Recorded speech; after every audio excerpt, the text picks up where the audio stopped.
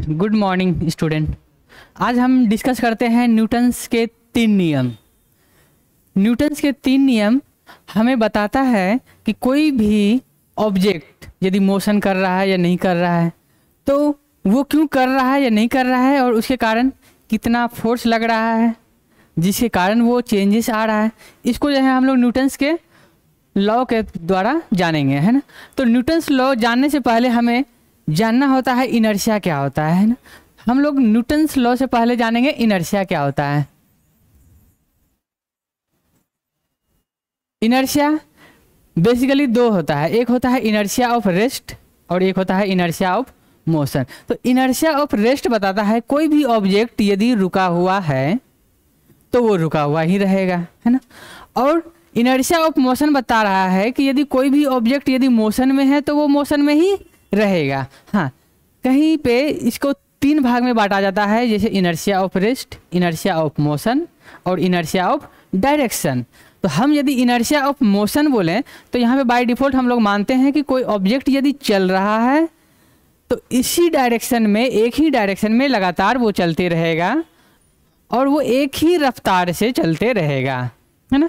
तो इनर्शिया के बारे में यदि हम पढ़ रहे हैं तो इनर्शिया कुछ नहीं है, इट इज़ नथिंग बट ये जो है टेंडेंसी है। टेंडेंसी क्या चीज़ का टेंडेंसी है? अपना स्टेट मेंटेन करने के लिए जो जैसा है वैसा ही रहेगा। इस टेंडेंसी को हम लोग बोलते हैं इनर्शिया। जो रुका हुआ है वो रुका हुआ ही रहेगा। ये जो है फंडामेंटल प्रॉपर्टी है इसका, जो है ना इनर्शिया जो है फंडामेंटल है ना। हर एक ऑब्जेक्ट का ये नेचर होता है, इंटरनल नेचर होता है जो अपना स्टेट को मेंटेन किए रहता है और इसको हम लोग बोलते हैं इनर्शिया। तो बेसिकली हम इनर्शिया 2 भाग में बांटेंगे।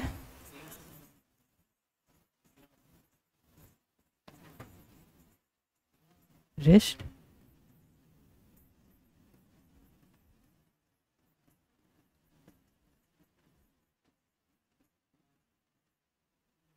अच्छा, यदि हम बोलें इनर्शिया ऑफ डायरेक्शन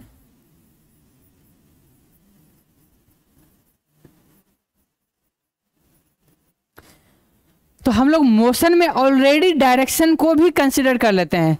कोई भी मोशन है, जैसा मोशन हो वैसा ही रहेगा। इसका मतलब ये है ना कि मोशन का मतलब क्या होता है, हम वेलोसिटी से डिनोट करते हैं मोशन को।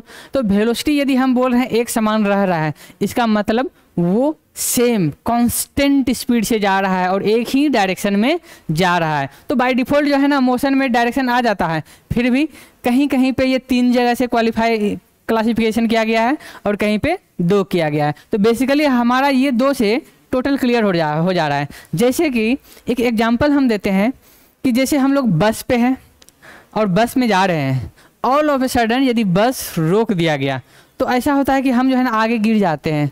ऐसा क्यों होता है?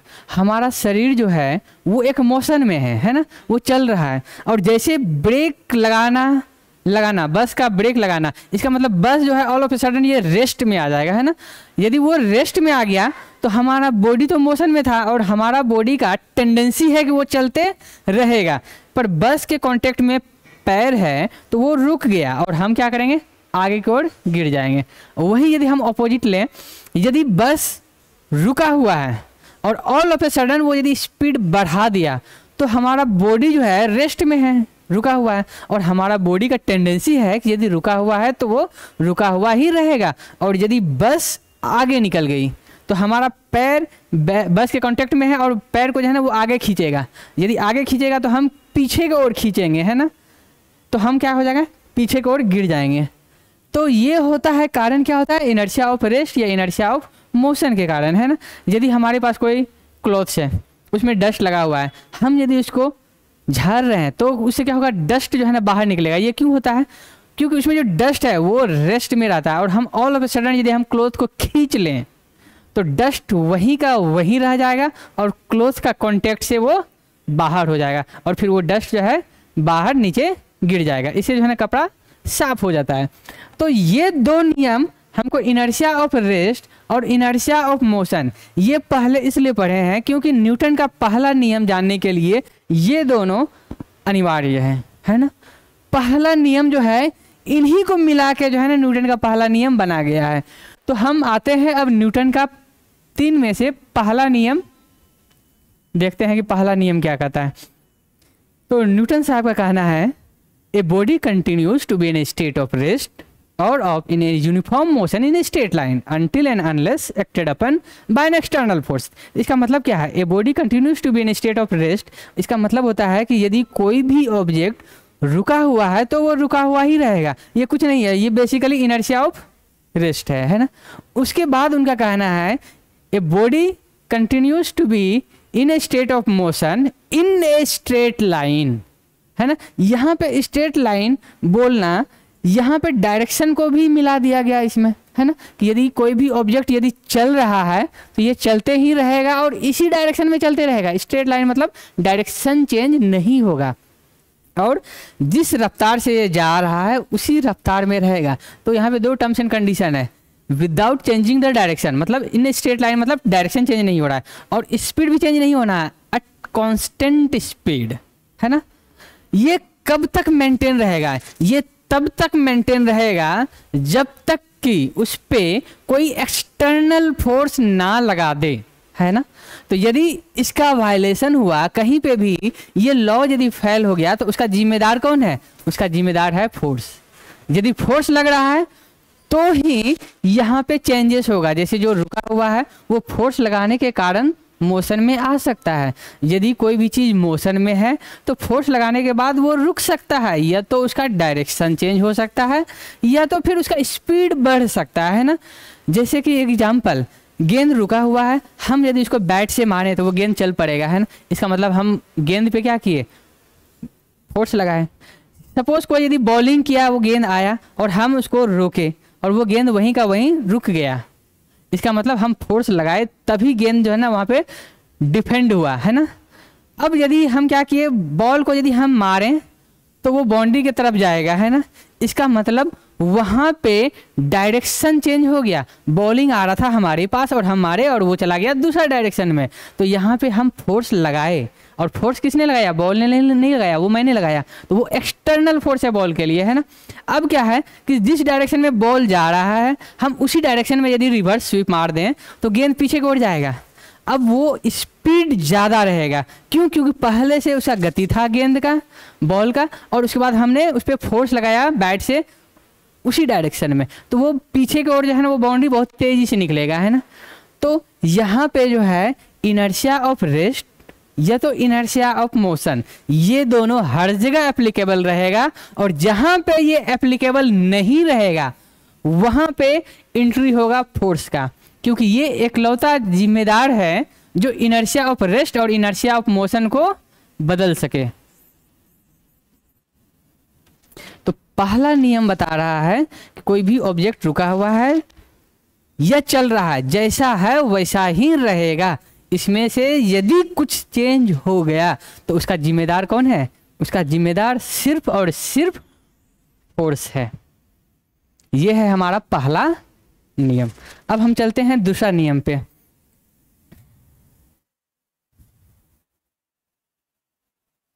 इसको मूव करते हैं।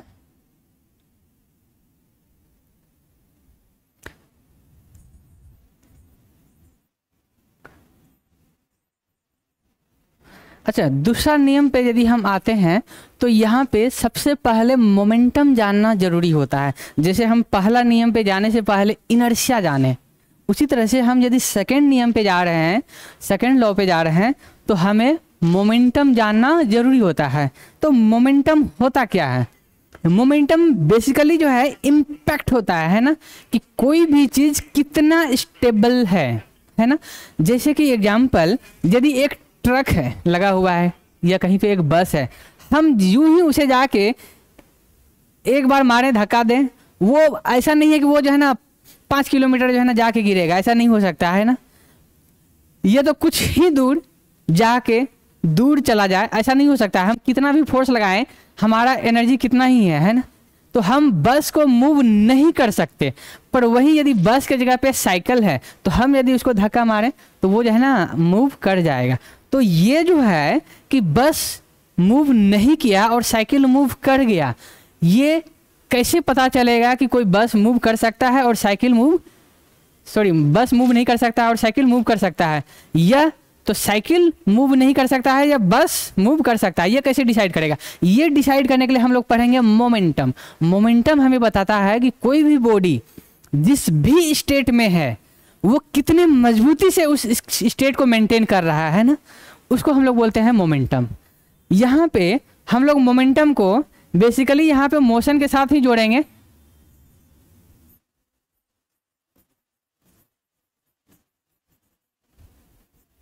मोमेंटम ये जो होता है बेसिकली, यदि हम फिजिक्स में फॉर्मूला के अनुसार देखें तो ये कुछ भी नहीं होता है।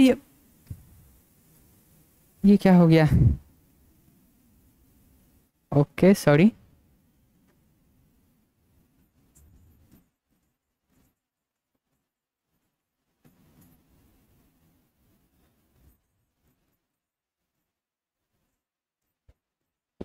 मोमेंटम जो है product of mass into velocity, ये प्रोडक्ट है मास और वेलोसिटी का।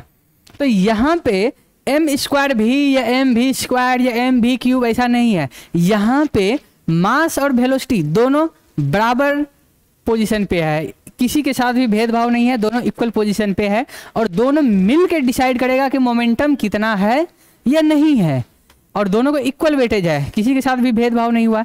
तो यहाँ पे हम मास इनटू वेलोसिटी से क्या जानेंगे? यहाँ से हम एक एग्जांपल लेते हैं। सपोज एक बुलेट है मेरे पास, ये बुलेट आयरन का है, लोहा का है। यदि बंदूक से ये निकलेगा तो शरीर में आएगा, ये क्या करेगा? हॉल कर देगा, है ना, डैमेज कर देगा। सपोज इसी बुलेट को हम गन से हिट नहीं कर रहे हैं, हम बुलेट को बाहर निकाले और हम इसको हाथ से यदि ऐसे मार रहे हैं तो क्या ये इसको हॉल बना पाएगा? नहीं बना पाएगा। क्यों? ये तो है बुलेट, बुलेट तो हमको हॉल करना चाहिए पर नहीं। क्यों? क्योंकि इसका जो है ना गति ज़्यादा नहीं है, ये बहुत स्लो जा रहा है। स्लो जा रहा है तो हमें ज़्यादा नुकसान नहीं होगा। क्यों नहीं होगा? क्योंकि इनके पास चलने का जो क्षमता है वो उस लेवल को मेंटेन नहीं कर पाएगा, इसमें टकराएगा और ये रुक जाएगा। पर वहीं यदि ये बुलेट बंदूक से निकला हुआ है तो उसके पास जो है ना बहुत गति है, गति से यदि आएगा तो ये ऑल ऑफ ए सडन नहीं रुकेगा, ये ज़्यादा इम्पैक्ट के साथ चाहेगा कि हम जो है ना बाहर निकल जाएं, और वो बाहर निकलने के लिए ये क्या करेगा? इसमें से हॉल कर देगा और ये बुलेट जो है ना इस साइड से बाहर आ जाएगा। पर वहीं यदि हम एग्जाम्पल लें, इसको पेपर मान लेते हैं। पेपर को यदि बुलेट यदि पेपर का बना हुआ है तो क्या ये हॉल कर सकता है? नहीं कर सकता है। हर कोई जानेगा कि वो जो है ना बहुत लाइट है, और बहुत लाइट है तो वो जाएगा, टकराएगा, गिर जाएगा। पर यदि इस पेपर का ही, पेपर बुलेट का ही मास यदि बहुत ज़्यादा हो, बहुत ज़्यादा हो, तो वो पेपर हमारे लिए जानलेवा हो सकता है। वो भी आएगा और वो यदि इम्पैक्ट करेगा तो पेपर भी हॉल कर सकता है। बस कंडीशन ये है कि उसका वेलोसिटी बहुत बहुत बहुत ज़्यादा होना चाहिए। तो ऐसा नहीं है कि कोई हार्ड सब्जेक्ट ऑब्जेक्ट है उसी से किसी को मारेंगे तो चोट लगेगा। हम किसी को पेपर से भी मार सकते हैं, उसको चोट लगेगा, पर कंडीशन होना चाहिए कि पेपर का स्पीड बहुत ज़्यादा होना चाहिए। और ये क्या है? मास इनटू वेलोसिटी, ये दोनों का इम्पैक्ट है ना। जैसे कि हम एक इमेजिन करते हैं, या इमेजिन नहीं, कोई एक एग्जांपल लेते हैं। कोई एक सॉलिड बॉल है, सपोज ये है 1 kg का, और इसका यदि वेलोसिटी है हम लोग मान लेते हैं 100 मीटर पर सेकेंड, तो दोनों को यदि हम मल्टीप्लाई करेंगे 1 × 100 तो ये हो जाएगा 100 kg मीटर पर सेकेंड। तो ये मोमेंटम हुआ। अब ये क्या है? ये सॉलिड बॉल है।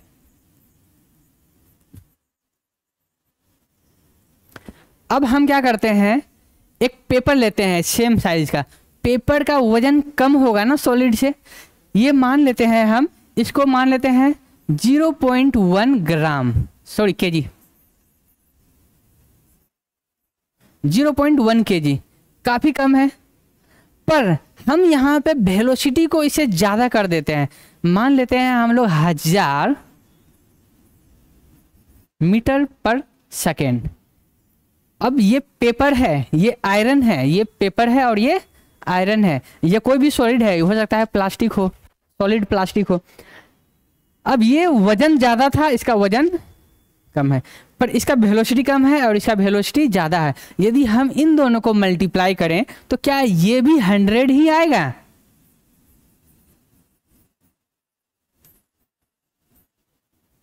इसका मतलब ये है कि यदि हम 100 के स्पीड से यदि हम सॉलिड बॉल से यदि किसी को मार रहे हैं और यदि किसी को एक पेपर का बॉल से जिसका वजन बहुत कम है, इससे 10 गुना कम है, उसका वेलोसिटी यदि बहुत ज़्यादा है, 1000 है, तो दोनों में से बराबर का इम्पैक्ट डालेगा और हमें बराबर की चोट लगेगा, है ना। अच्छा, मोमेंटम हमें बेसिकली यहाँ पे जानना है मोमेंटम होता क्या है, मास इनटू वेलोसिटी। फिर हम 3 नियम पढ़ने के बाद फिर से इन्हें डिटेल में पढ़ना होता है मोमेंटम, जहाँ पे डिटेल से पढ़ेंगे वहाँ कंजर्वेशन ऑफ मोमेंटम वगैरह पढ़ेंगे। फिलहाल अभी हमको ये जानना है कि मोमेंटम होता क्या है। मोमेंटम जो है प्रोडक्ट है, किसका प्रोडक्ट है, मास और वेलोसिटी का। अब यदि हम मोमेंटम जान गए तब हम आएंगे अब न्यूटन के सेकेंड नियम में। तो सेकेंड लॉ क्या कहता है, तो इसको पहले मूव करते हैं।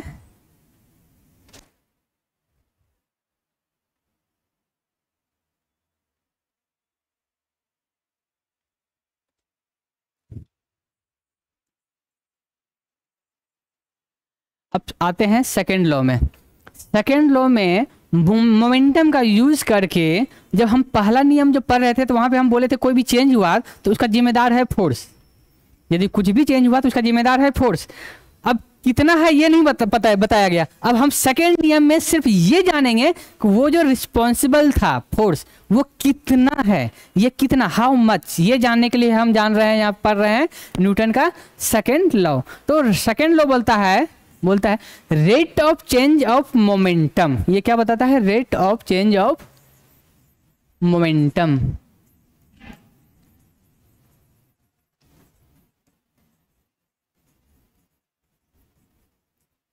ये कितना होता है, इज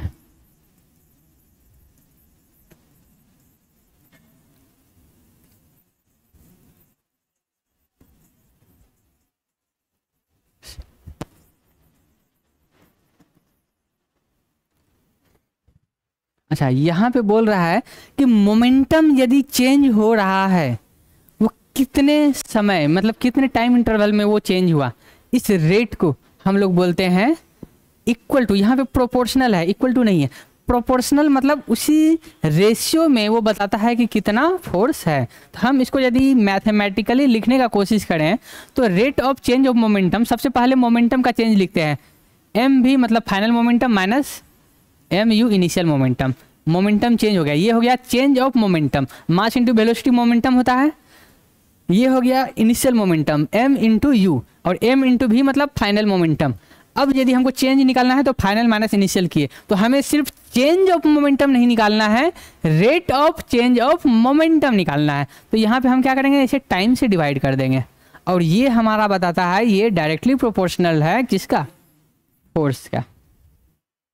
तो force is directly proportional to rate of change of momentum.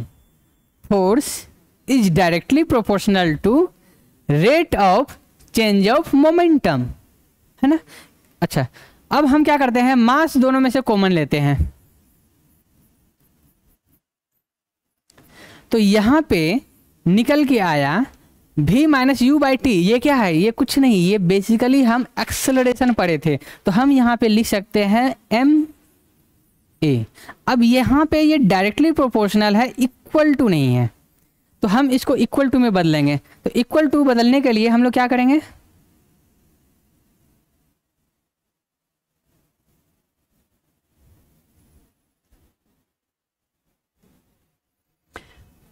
Equal to लाने के लिए हम प्रोपोर्शनल को हमेशा कांस्टेंट से बदलते हैं। कोई इक्वल टू देंगे, कांस्टेंट में बदलेंगे। जैसे हमको ये बदलना है तो इसको बदलने के लिए हम एक इक्वल टू देंगे और एक कांस्टेंट देंगे, है ना। तो यहाँ पे हम लिख सकते हैं फोर्स इज इक्वल टू के एम ए। अब यहाँ पे यदि हम देखें कि मास को मान लेते हैं 1 kg और वो उस पर यदि हम फोर्स लगाएं 1 न्यूटन का और वो एक्सेलरेशन कितना प्रोड्यूस किया, 1 मीटर पर सेकेंड स्क्वायर। यदि सभी 1 है तो ये भी 1 है, ये भी 1 है, ये भी 1 है। तो यदि सभी 1 है तो k का वैल्यू क्या हो जाएगा, k इक्वल टू 1। तो उसके बाद k 1 है तो 1 को लिखो या ना लिखो कोई फर्क नहीं पड़ता है। तो हम यहाँ पे लिखेंगे force equal to mass into acceleration. अब इनका मतलब क्या होता है, ये हमें बताता है कि मास, अच्छा कोई भी चीज़ मास के बिना तो नहीं रह सकता है ना, कोई भी यदि मैटर है तो मास तो रहेगा ही रहेगा, है ना। मास कभी जीरो नहीं हो सकता है। यदि हम जीरो का कंडीशन पढ़ेंगे तो यदि फोर्स जीरो हो रहा है इसका मतलब है कि एक्सेलरेशन भी जीरो होगा। यदि हम इधर से उधर जाएं तो यदि हम बोल रहे हैं कि एक्सेलरेशन जीरो है तो इसका मतलब है कि फोर्स भी जीरो होगा। तो दोनों कंडीशन है। If force equal to zero then a equal to zero होगा। यदि हम पढ़ें ए इक्वल टू जीरो है तो हम बोल सकते हैं कि फोर्स इक्वल टू जीरो होगा। दोनों साइड सेम है क्योंकि मास तो कभी जीरो हो नहीं सकता है। ये मैटर है और मैटर का प्रॉपर्टी है कि ये क्या करेगा, हमेशा जो है ना ऑक्युपाई स्पेस एंड है सम मास। सम मास मतलब हो सकता है कि नियर टू जीरो हो, पर कुछ तो होगा, जीरो तो नहीं हो सकता है ना। यदि कुछ मैटर है तो मास तो होगा ही। ये जो है ना कभी भी जीरो नहीं हो सकता है। अब यदि हम जीरो का कंडीशन पढ़ें तो यदि ये जीरो है तो इनको जीरो करना पड़ेगा और यदि ये जीरो है तो इनको यहाँ पे जीरो करना पड़ेगा। इसका मतलब है कि यदि नेट फोर्स नहीं लग रहा है तो कोई भी ऑब्जेक्ट पे एक्सेलरेशन नहीं होगा, और वहीं यदि कोई बॉडी एक्सेलरेट नहीं कर रहा है तो इसका मतलब होता है कि उस पर कोई भी external force, net external force नहीं लग रहा है। तो यहाँ तक हमारा सेकेंड लॉ है। अब आते हैं हम लोग तीसरा नियम पे, इसको मूव करते हैं। थर्ड नियम सबसे सिंपल है।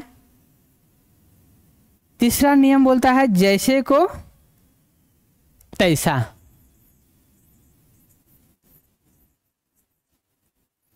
थर्ड लॉ बोलता है जैसे को तैसा। To every action there is always equal and opposite reaction. पर इसमें भी टर्म्स एंड कंडीशन है। ये टर्म्स एंड कंडीशन क्या है? To every action there is always equal and opposite reaction. पर यहाँ पे टर्म्स एंड कंडीशन है कि एक्शन और रिएक्शन दोनों का डायरेक्शन क्या होता है? ऑपोजिट है। और वो एक बॉडी दूसरे पे लगाएगा और दूसरा बॉडी पहले पे लगाएगा। ये नहीं कि सेम बॉडी सेम पे लगाएगा, है ना। जैसे कि हम यदि इस पे फोर्स लगा रहे हैं तो हम ये हैंड जो है ना पेन पे लगाया, तो यहाँ पे क्या है, इक्वल एंड ऑपोजिट रिएक्शन बनाना है तो दोनों बॉडी भी डिफरेंट होना चाहिए। जैसे कि एग्जांपल, हमको यदि इस हाथ को पकड़ के हम खींच रहे हैं, उस साइड ले जाना है हमको, हम क्या इसको खींच के हम उस साइड ले जा सकते हैं? नहीं। ये हम इस हाथ को खींच के यदि हम उधर खींचें तो क्या हम उस डायरेक्शन में जा सकते हैं? नहीं। यहाँ पे सेम बॉडी अपने आप पे फोर्स नहीं लगा सकता है। यहाँ पे दो बॉडी है तो एक यदि दूसरे पे लगा रहा है वो रिएक्शन दूसरा बॉडी पहले पे लगाएगा, ये ना कि सेम बॉडी सेम पे लगाएगा, है ना। तो न्यूटन्स का तीसरा नियम है to every action there is always equal and to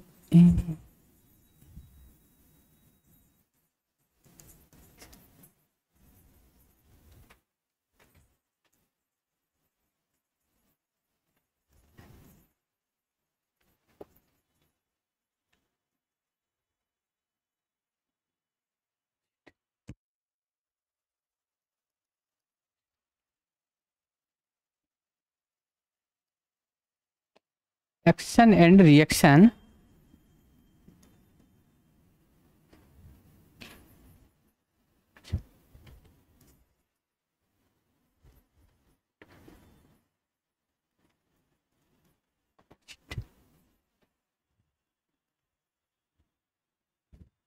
बस यहाँ पे हमारा तीसरा नियम खत्म होता है। और ये ही था न्यूटन का 3 नियम। तो हमारा टॉपिक भी यहीं पे शेष होता है।